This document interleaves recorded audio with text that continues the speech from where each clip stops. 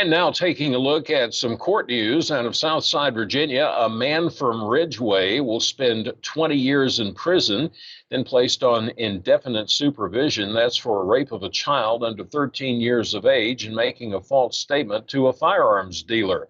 According to the Martinsville Bulletin, who covered the case, 41-year-old Donald Wayne George Jr. was sentenced on Friday afternoon, April the 14th, in Henry County Circuit Court. George was sentenced to 60 years for the rape and 10 years for the false statement. 50 years of the sentence were suspended.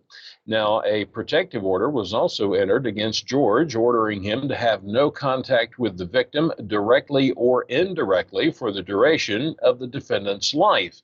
According to the Bulletin, in a criminal complaint filed in the Henry County Circuit Court Clerk's office, on December the 30th of 2021, investigator L.C. Capps took a report of a rape that allegedly occurred on June the 29th of 2020 at a house in Ridgeway.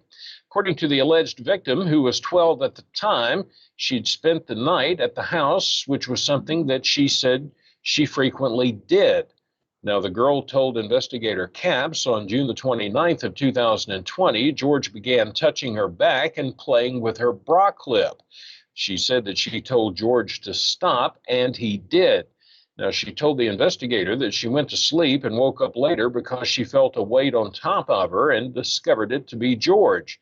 Capps wrote she reported that she tried to fight him off without success and was unable to scream because of his weight on her, and that's when George allegedly raped her. Capps wrote a female investigator performed a forensic interview with the girl and determined her claims to be legitimate.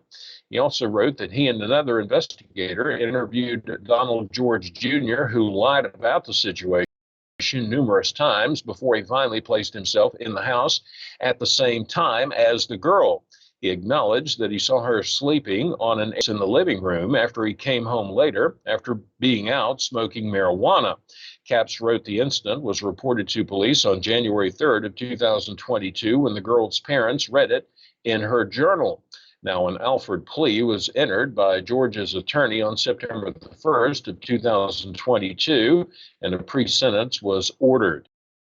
Now, for more details, you can pick up a paper copy of the Martinsville Bulletin, or you can go to martinsvillebulletin.com.